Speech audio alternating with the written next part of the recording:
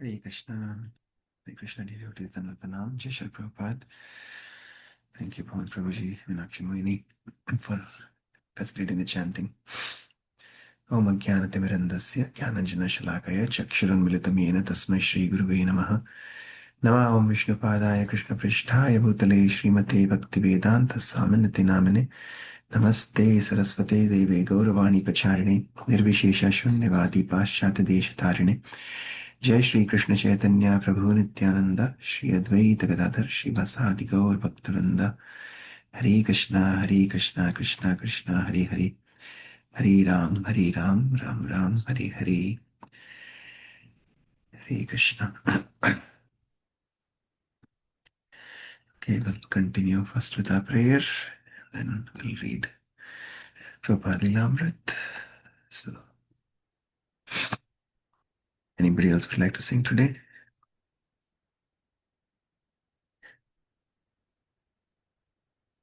Yeah, I'll continue then.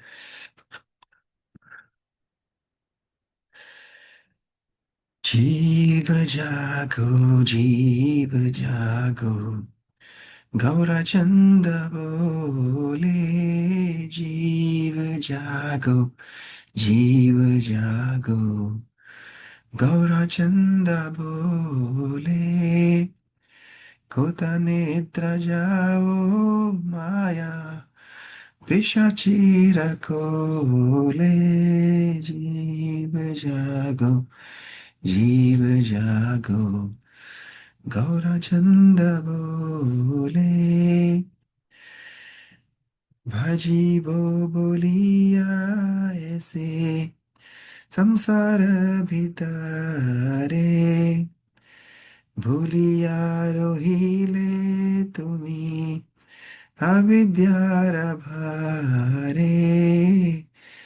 Tomare loite ami hoinu avatara ami bina bandhu ara kiya che tomara ene chi aushadi maya nashibaru lagi Harinam Maha Mantra Lao Tumi Magi Bhakati Vinoda Prabhu Charane Padiya Se Harinam Mantra Loilo Magiya Jeev Jago Jeev Jago Gaura Chanda Bole Kota Nidra Jao Maya Pishachira Kole Hare Krishna Hare Krishna Krishna Krishna Hare Hare Hare Rama Hare Rama Rama Rama Hare Hare Shri Radha Kirtan Ki Jai Shri Bhaktivinoda Thakur Mahasaya Ki Jai Jagat Krishna Prabhupada Ki Jai. Okay, I'll read the translation. Lord Gauranga is calling. Wake up, sleeping souls. Wake up, sleeping souls. How long will you sleep in the lap of the witch called Maya? You have forgotten the way of devotional service and are lost in the world of birth and death. I have descended just to save you. Other than myself, you have no friend in this world. I have brought the medicine that will wipe out the disease of illusion from which you are suffering. Take this Maha Mantra, Hare Krishna, Krishna Krishna, Hare Hare, Hare Rama, Rama Rama, Hare Hare. Srila Bhaktivinoda Thakur says, I fall at the Lord's feet having taken this Maha Mantra. Yes. So the first line is talking about how the Guru comes, Sri Guru comes and is telling us to wake up. Here also we see the importance is the most important thing is first to hear to our Guru's instructions. He's saying, wake up, sleeping souls. But if we close our ears, or if our ears are in a bad condition, then we are not able to do Shravanam. So that's why the first step is Shravanam out of the 9 stages. Navada Bhakti. Shravanam is the most important. First thing is listening, attentive listening. So if we don't listen, then we will not be able to hear this instruction when Sri Guru is calling out to wake up, wake up, wake up. And then the last instruction as a devotee, sincere and humble devotee, and they take up the instruction and they always remain sheltered and surrendered at the lotus feet of Sri Guru. Because, like Prabhupada was saying yesterday, whatever prayers we offer, everything goes back to Krishna through the disciplic succession. So we have to offer our prayers. And Prabhupada is giving the example of Vyasa Puja offering to his Guru Maharaj. And similarly, he was encouraging all the disciples that yes, that you should also sincerely offer their prayers. And those are not just to boast or to make the Guru prideful as materialistic people may think, but it is actually increasing our devotion, increasing our surrender, increasing our sincere humility at the lotus feet of Sri Guru, and eventually that prayer is accepted by Krishna only when we offer it up through our disciplic succession, through our Guru Parampara. So that is the learning that we get from this prayer also. Okay, let's continue with Srila Prabhupada Lilamrit, chapter 63. So we are almost getting towards the end, the end of Prabhupada Lilamrit again, the last volume that we are reading right now. And now Prabhupada has come to Latin America, Mexico, as we saw yesterday.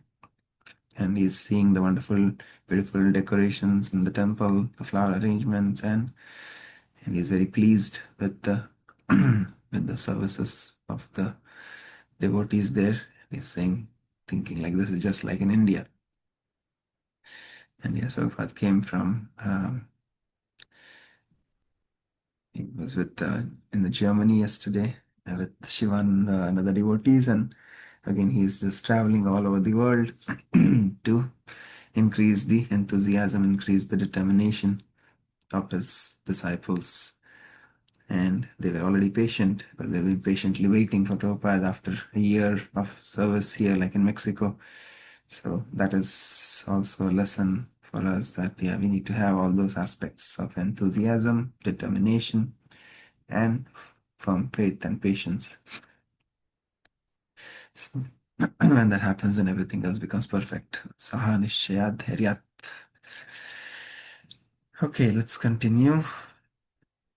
Belatedly, yes, belatedly, devotees rushed in from the airport. Conch shells blew, Kirtan began, Chit Sukhananda arrived, breathless and apologetic, and offered obeisances before Prabhupada. You have created a very nice transcendental atmosphere, Prabhupada said to him. Oh, Srila Prabhupada, Chitsukananda replied, it is only because you are here that it is very nice. Otherwise, I cannot do anything. Chitsukananda showed Srila Prabhupada to a room on the second floor where, on an altar, small deities of Jagannath, Subhadra, and Baladev stood. The freshly painted floor hadn't dried, and a devotee spread a cloth for Prabhupada so he could stand before the deities. Although the paint was tacky, Prabhupada pushed the cloth away and paid obeisances on the floor, which retained the faint imprint of his souls and body. Returning to the main room, Prabhupada sat on his decorated Vyasasana and spoke to the waiting guests and devotees. After a short lecture, translated phrase by phrase by Lakshmi Priya Dasi, Prabhupada retired to his room. It was about 6 p.m. While Prabhupada rested, the devotees and guests, now numbering several hundred, gathered in the main hall below Srila Prabhupada's room and began a mighty kirtan. After an hour, they were still going strong. After 2 hours, Prabhupada's servant came out on the balcony and shouted down, Stop the kirtan! The chanting subsided, and the servant went back into Prabhupada's room. Srila Prabhupada asked from his bed, Why have they stopped the kirtan? I thought it was keeping you awake, Prabhupada, Nandakumar said. I can rest with Kirtan, Prabhupada said pleasantly. It doesn't bother me. It is transcendental. Tell them to go on. Anantakumar then reappeared on the balcony above the crowd and called down, Prabhupada wants to know why the Kirtan stopped. So start it up again. The crowd cheered and again began chanting Hare Krishna, Krishna Krishna, Hare Hare, Hare Ram, Ram Ram, Hare Hare, creating waves of blissful sound vibration that rang through the building. Even in the privacy of his room, Prabhupada was enjoying a unique reciprocation with the people of Mexico on his first evening in their country through the medium of the holy name. June 3rd. The next morning, Saturday, in the first initiation ceremony in Latin America, Srila Prabhupada accepted 8 Mexican disciples. He spoke about the mission of Lord Chaitanya and then named the initiates after devotees from the pastimes in Chaitanya Leela. Srila Prabhupada explained how Lord Chaitanya had turned the non-devotees into devotees during his travels throughout India. Now Prabhupada was himself extending the boundaries of that preaching mission into a new continent, making devotees for Lord Chaitanya wherever he went. Prabhupada had never before met the devotees he was about to initiate, but he was accepting them on the recommendation from the temple president, who confirmed that they had all been chanting 16 rounds and following the 4 regulative principles for at least 6 months. Of all the candidates, only one young man, a worker in the devotees' incense business, lived outside the temple, but he also had shaved his head and he was eager to accept initiation. When he came before Srila Prabhupada to receive his beads, Prabhupada asked him, Do you want a spiritual life or material life? The young man was surprised, since Srila Prabhupada hadn't asked anyone else. He thought a moment. I want a spiritual life. That's all right, said Srila Prabhupada, and he gave him the beads. Then Srila Prabhupada turned to Hanuman Goswami and asked him to lecture. After a few minutes of speaking, Hanuman launched into a long, involved story without any reference to Shastra. Srila Prabhupada sat tolerantly. After some minutes, however, he interrupted sternly. Stop this nonsense story. Speak from the Bhagavatam. Hanuman Goswami doubled up as if punched in the stomach by Prabhupada's words. But then he sat upright and continued speaking in strict parampara. After the initiation, Prabhupada instructed Hanuman further. Why did you not speak of the 10 offenses? He asked. This is not very good to speak some nonsense story. When we take initiation, better to give them the most important things.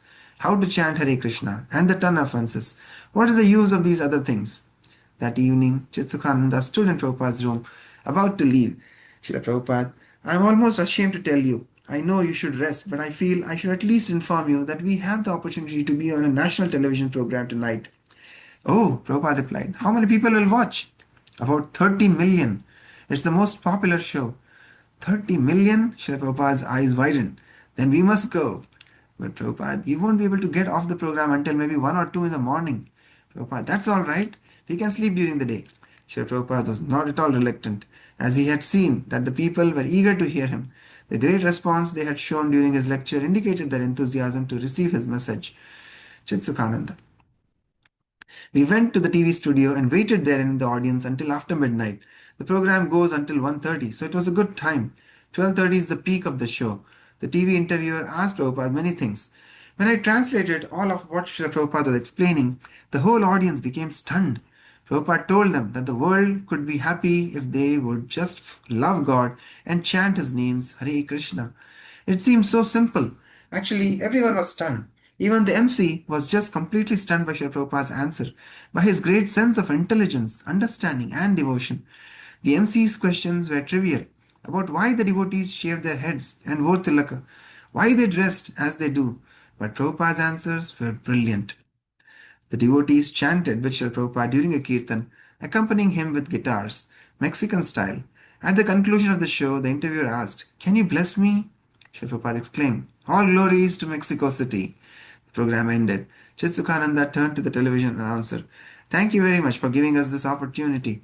The man made no reply. He was captivated by Srila Prabhupada. He was overwhelmed. Srila Prabhupada left the studio with the devotees, returning to the temple to take rest.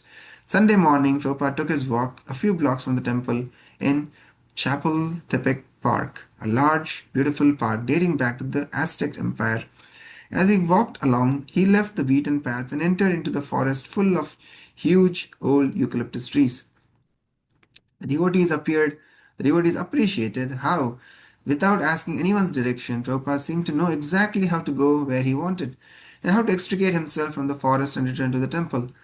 At the temple, Prabhupada inspected all the rooms. He told the devotees it was a good building and they should keep it. He liked it. Aware that their standard of service and worship was humble, the devotees were amazed that Prabhupada seemed so pleased with what they had done. For over a year, they had been anxiously waiting for him to visit, and now he had come and they were fully satisfied. Prabhupada had been in Mexico less than 24 hours, yet the devotees already had a wealth of incidents, things Srila Prabhupada had said and done in their country. To remember, he found the Mexican people pious. Their humility, simplicity, and devotion was reminiscent of the people of India. Mexico is very much like India, he said. That same morning, Prabhupada held a second initiation ceremony. That afternoon, at the Sunday festival, hundreds of people, as many as could fit, crowded into the hall and onto the second floor balcony to catch a glimpse of Srila Prabhupada and to hear from him. Radha Krishna. The first day I saw Srila Prabhupada was at the Sunday lecture. I had never seen the temple so crowded, and yet it was completely quiet. There were reporters, students, people interested in different kinds of yoga and transcendentalism. Srila Prabhupada mainly spoke about the principles of yoga. He specifically spoke on the sixth chapter of the Bhagavad Gita. Somebody asked him why we discourage people from practicing the popular yoga that everyone practices. In answer, Prabhupada developed a description of all that Lord Krishna says in the sixth chapter about the qualities and requirements to practice yoga. He told how the yogi should practice celibacy, go to a sacred place, sit down, and practice the breathing exercises and all the austerities. Yoga was already very popular in Mexico. People had known about it for years. I was practicing yoga, and when I went to see Prabhupada, I came with a group of people who were also interested in yoga. But when I saw Srila Prabhupada, it was a very incredible experience. I had seen many yogis, gurus, and Indian spiritual people, but when I saw Srila Prabhupada, it was a completely different experience. Suddenly, all the other gurus had no place at all for me. Seeing Prabhupada was like seeing a personification of all the teachings of the Vedas, all the descriptions given in the Bhagavad Gita about a completely self realized person. He was sitting and speaking with his eyes closed in such a serene way without any tinge of material expression. When Srila Prabhupada returned to his room after the Sunday lecture, more than 500 people remained, chanting Jai Prabhupada, Jai Prabhupada, Jai Prabhupada, Jai Prabhupada, Prabhupada, Prabhupada, Jai Prabhupada, Jai Prabhupada, Prabhupada, Jai Prabhupada, Jai Srila Prabhupada. Prabhupada was sitting in his room with a few devotees, but the sound of the singing engulfed them. What kind of kirtan is this? Prabhupada asked. They are making so much noise. They are chanting your name, Chitsukananda said, and he went out to try and calm the crowd, but finding them overwhelmed with chanting Prabhupada's name, he returned to Prabhupada's room. Prabhupada, he said, they want to see you. Well, let them come, Srila Prabhupada replied. The devotees arranged that everyone could come and see Prabhupada one at a time. Through the two doors to his room, it was arranged that the people came in a line, enter in one door, and leave from the other to return downstairs. One by one, they came through in a great procession. After bowing down with awe and respect for the great saint who had entered among them, they would speak a few words in Spanish. What are they saying? Prabhupada asked the devotees. Give me a blessing, a benediction, a Mexican devotee replied. Prabhupada, his index finger protruding from his bead bag, began to point to each person as they approached him and say, Hare Krishna. They were all very happy. June 5th. Early the next morning, Prabhupada asked Chitsukananda, what will we do today? We've arranged a program in a nearby city, Chuarnavaka, said Chitsukananda. We have the use of the whole central plaza. They have given it for your lecture. They have microphones and a stage and everything, all ready for you to come. Oh, this is very nice, Prabhupada said. Then you are scheduled to give another lecture at a big hotel in Chuarnavaka. Chitsukananda continued. And then we can go to Lakshmi Priya Dasi's house where we can take prasadam. Yes, this is very nice. Let's go. Srila Prabhupada took a light breakfast and left for Swarnavaka by car. On the way, one of the devotees explained to him that Swarnavaka, with its scenic location in the mountains, was a favorite place for writers and artists, including Americans. When Prabhupada arrived, several hundred people were gathered in the main plaza of the city. The crowd was varied, tourists taking photographs, farmers, hippies, shoppers, artists, and businessmen. After Kirtan, the devotees introduced Srila Prabhupada, who sat on stage before a large sign bearing the Mahamantra, while a devotee held an umbrella over Prabhupada's head to protect him from the blazing noon sun. Srila Prabhupada spoke. We are not hippies, he said. We are happies. The devotee's happiness, he said, comes from associating with Krishna, the reservoir of happiness, through chanting Hare Krishna and through eating prasadam. Many people began nodding their heads in agreement. When he asked everyone to repeat the Hare Krishna mantra, many did. Suddenly Prabhupada saw Hai Haya arriving with newly printed copies of La Consignera de S. the Krishna SL Sistema Mas Elevado de Yoga, Krishna Consciousness, the topmost yoga system. Hai Haya had just gotten the books from the printer that day, and Prabhupada was very happy to see them. Interrupting his lecture, he said, Now you can all take one of these books and read them. The people actually came forward on Prabhupada's words and began to take the books. Haihaya had only brought about 50 copies, but Prabhupada sold all of them. The people took the liberty of asking him for an autographed book, and he signed every one. Immediately after the plaza lecture, Srila Prabhupada went to the Casino de la Salva. With no sign of fatigue, Srila Prabhupada lectured on the fundamental philosophy of Krishna consciousness. The audience was particularly interested in Hatha Yoga and Theosophy, and Srila Prabhupada carefully answered their questions, introducing them to the elements of Krishna consciousness. Prabhupada was next supposed to go to Lakshmi Priyadasi's home to take prasadam and rest, but he decided to return to the Mexico City temple. The devotees drove him back, arriving at about 8 p.m. From 8 in the morning till 8 p.m., he had taken only water. The devotees offered him fruit, but he refused. But he refused it. He sat in his room, his eyes bright, his face blissful. This is the way to be happy, he said. Work all day for Krishna. Prabhupada asked for a cup of hot milk and puris with sugar. Receiving these, he crushed the puris into the sugar and drank the milk. The few devotees sitting with him were enthralled to see Prabhupada's transcendental happiness. This is our life, to serve Krishna, he said. Work all day for Krishna and take a little prasad at night. June 6th. Before 100 students in an auditorium at the National University of Mexico, Prabhupada described the student's life as one of struggle. A student has to study diligently to keep from failing, and then after graduation, he has to work hard for his food and other necessities. Material life is therefore always a struggle, ending in death. But a human being should ask why he has to endure all these struggles and sufferings, and how he can become free of them. The auditorium was quiet, the students listening attentively as Srila Prabhupada spoke. But when he asked for questions, a communist yelled out, Where do you get the money to pay for your food if you are so renounced? I think you belong to the CIA. A few other radicals also began calling out challenges. Prabhupada promptly replied through his translator that because this university did not educate its students in the science of God, it was producing atheists, demons. Further comments from the radical students were overpowered by the audience's applause. Srila Prabhupada's called for kirtan and prasadam distribution, and the formal program ended. Many interested persons approached Srila Prabhupada asking further questions through Hanuman Goswami, who translated.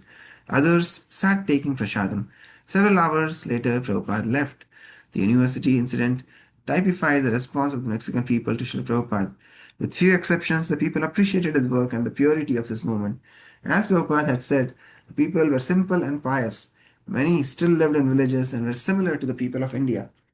Prabhupada also remarked that Mexicans were Shudras and that they were being saved by Lord Chaitanya's mercy. The Masonic Lodge is very popular among respectable people in Mexico, particularly government officials, politicians, and intellectuals. A devotee whose father was a Mason arranged for Prabhupada to speak at a prestigious Tuesday night gathering. It was a regularly scheduled meeting with some 60 members dressed in the uniform of the club. The devotees held kirtan and then Srila Prabhupada spoke in English while Chitsukananda translated each phrase as Prabhupada talked. Prabhupada spoke on the meaning and application of Varnashrama Dharma, stressing the necessity of religion in all positions of society. The audience, immediately accepting Srila Prabhupada's authority and scholarship, asked intelligent questions, and at the conclusion of Prabhupada's talk, they stood and applauded. One official spontaneously glorified Prabhupada, praising his logic and erudition. The lodge members decided to give Srila Prabhupada a monetary donation, passed around a basket, and presented the collection to Srila Prabhupada. Only a few devotees had been able to attend the meeting, but upon returning to the temple, one of them told the others, Prabhupada had the right answer every time, at the very moment he was asked about the philosophy or about life or about anything. Everyone was impressed. June 7th. On Wednesday afternoon, Srila Prabhupada left Mexico City and flew to Puerto Vallarta on the Pacific coast. Danny, a wealthy race car driver and friend of the Mexico City temple, owned a luxurious villa in the mountains overlooking the ocean. He had invited Srila Prabhupada and several devotees to spend a few peaceful days there before Srila Prabhupada left for Los Angeles. A neighbor had cows and the devotees brought one up to show Prabhupada. Why do they take milk from the cow and then kill her? Prabhupada asked. Just like I am giving you something valuable every day, but when I cannot give you any more one day, then you put the knife in my throat. This is not right. After a mild rain, the sky cleared. Sri Prabhupada sat outdoors on the terrace until sunset, his disciples seated at his feet, chanting. The atmosphere was calm, and beyond the line of palm trees, the devotees could see the sun sinking into the ocean. As darkness came, mosquitoes began to bite.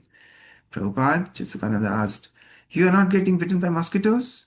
No, they sure are biting me, said Chitsukarananda. Most likely because you are a pure devotee and I am not pure. That's why the mosquitoes are biting me. Maybe, Prabhupada said. Here they are respectful, but in Calcutta they make no distinction. The devotees asked Srila Prabhupada questions about preaching. Since so many people they met were practicing Hatha Yoga, they asked how to change the people's minds. Prabhupada said, let them do it. Engage them in service also, and they will become purified. Another devotee asked, Srila Prabhupada, people are always asking me whether I have been to India.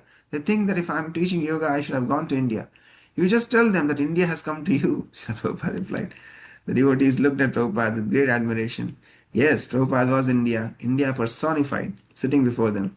But he was more than just India. He was the spiritual world. All they knew of the spiritual world, and he had come for them. Hare Krishna. Okay, so we pause here. Chapter 64 will continue tomorrow. Nice. So many things happening in Mexico. If you can talk to Lita Prasad Prabhu, he'll be very happy to hear about the pastimes in Mexico.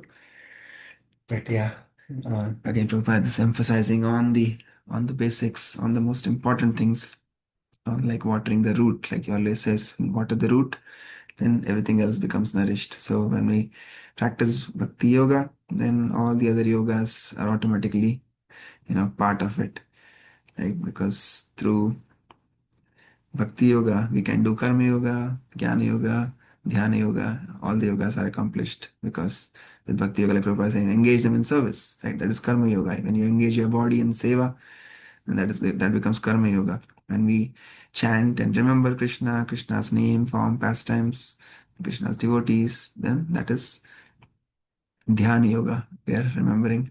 And when we read about Krishna, we read the books, do Swadhyay, Shastra study, and that becomes Jnana Yoga. We are engaging our intelligence in Krishna service. So all the yogas are encompassed in Bhakti Yoga. And again, Prabhupada is talking about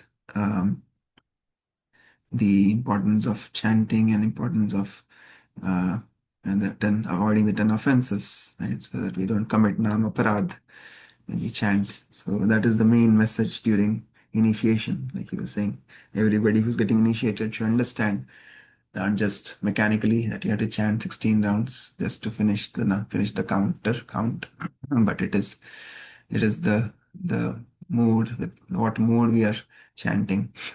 There's a mood and method.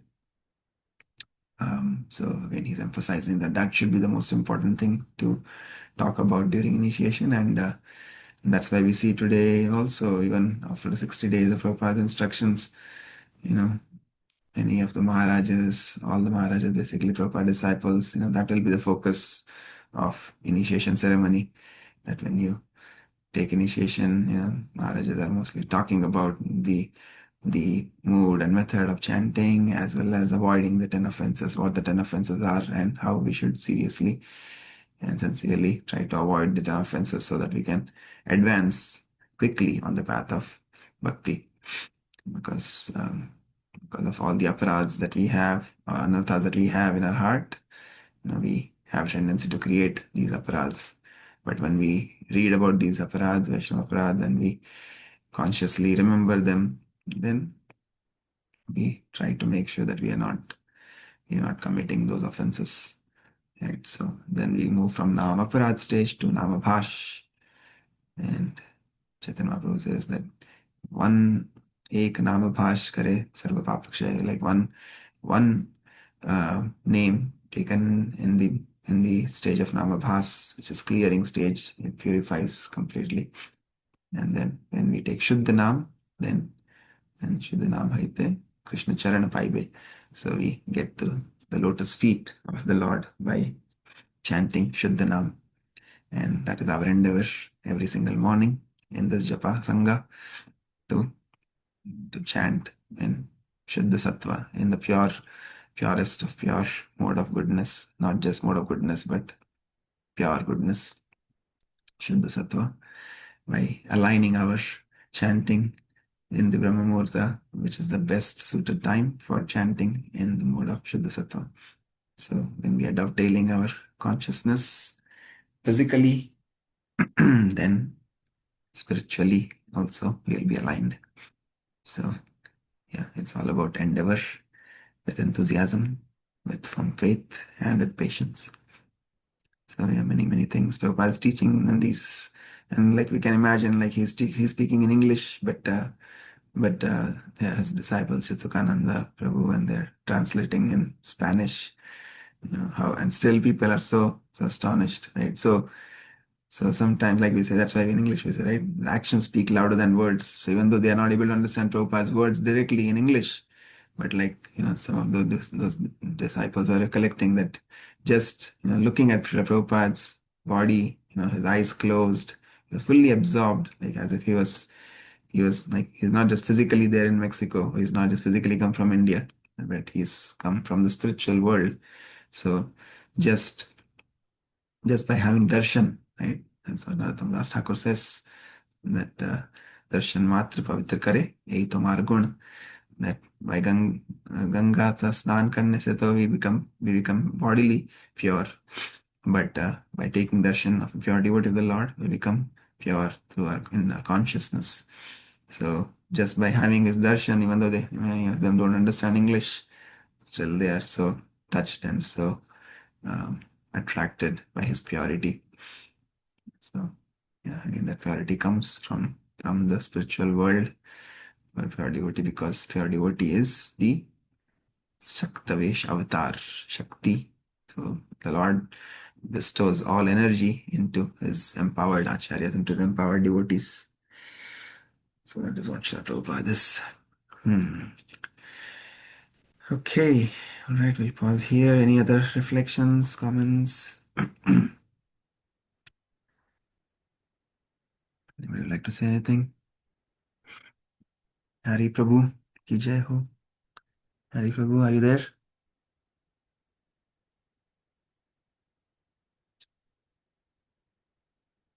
All right, we'll talk to you. I don't will not be there this evening, but hopefully we'll talk to you next week. Okay, anything else from anybody? Sangeeta Mataji, Pravakar Prabhu, Pavan Prabhu, Minu Mataji. No, Prabhuji. Hare Krishna. Hare Krishna. Okay. No, Prabhuji, thank you. Hare Krishna. Okay, thank you, Mataji. All right, thank you, dear devotees. Vachakalpatarubhyascha kripa sindhubhyeva पतितानां पावनेभ्यो वैष्णवेभ्यो नमो नमः श्रील प्रभुपाद की जय Jai. Nitai गौर प्रेमानंदे हरि हरि बोल हरे Hare Krishna Krishna.